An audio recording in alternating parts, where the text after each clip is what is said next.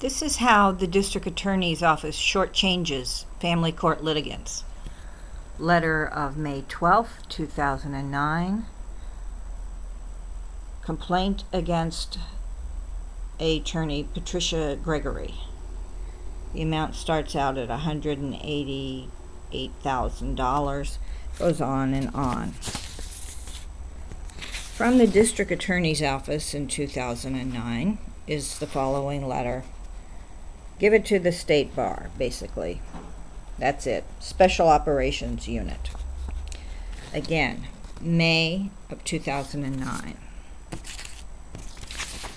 Although this was a financial crime that Patricia Gregory was the suspect, the district attorney's office wanted to give it to the state bar, which is a separate action. Sure, she might lose her license to practice law, but she still took money not owed that she didn't have. Now, again, in 2009, September of 2009, there is a Vista personal injury attorney that the state bar is prosecuting for taking money. Who is the person prosecuting? Jeff Dort. He was accused of stealing more than $100,000 from two clients. Fast forward to September 2010, more clients stolen money. September of 2010, they are keeping two family court litigants are keeping the district attorney's office involved as to the goings-on of Patricia Gregory.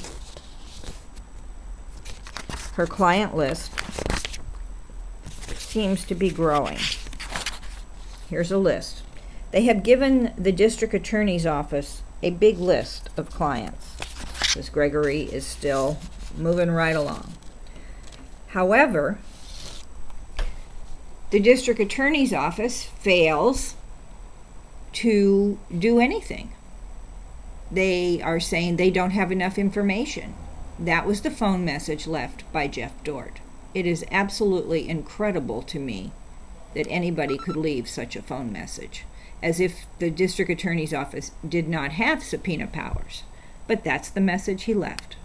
Okay. I'm adult, Jeff Dort calling back, 622. Sorry for the later hour.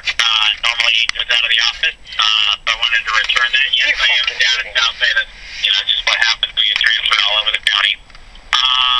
Let's see, your case as far as what happened when I left back off. I cleaned up all of my cases before I left notes in the file, all that kind of thing. Chatted with Dan before I left and went down to South Bay. I did reject the case. I did reject the case. And the reason why is I don't have all the documentation necessary. It's possible it could be issued. I'm not saying it won't be issued, but at this point it's been rejected by the DA's office.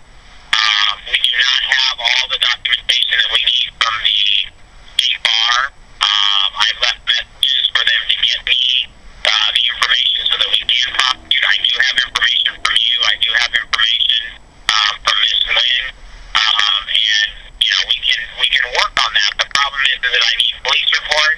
I also need bank records, and I also need the documentation the bar has. So without that, I can't proceed. And I can't leave that out on someone else's desk in the sense that the case is not ready to go. Dan and I attempted to put together as much as we could, met with you, met with Ms. Nguyen, and collected some of the stuff from the state bar in the sense of what you can see on the bar website, but obviously we need more of the information. The state filings and the responses obviously are there, and I'm sure you've read them.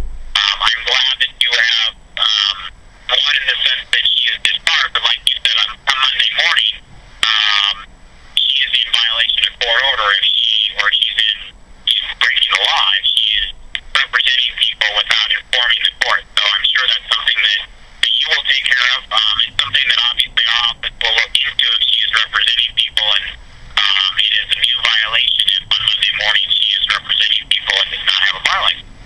So, I know this is not news that you're going to like.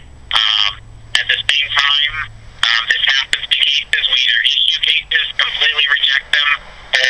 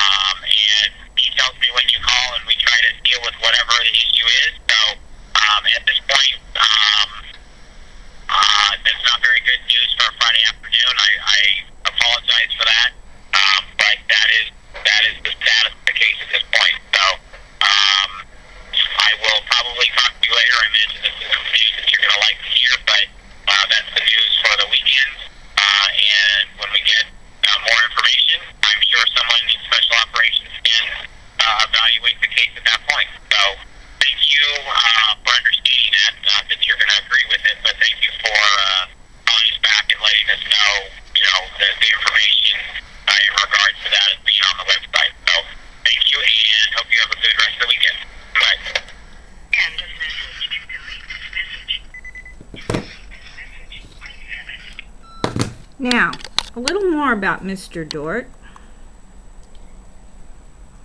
is that he's involved with a group called Innocent Justice.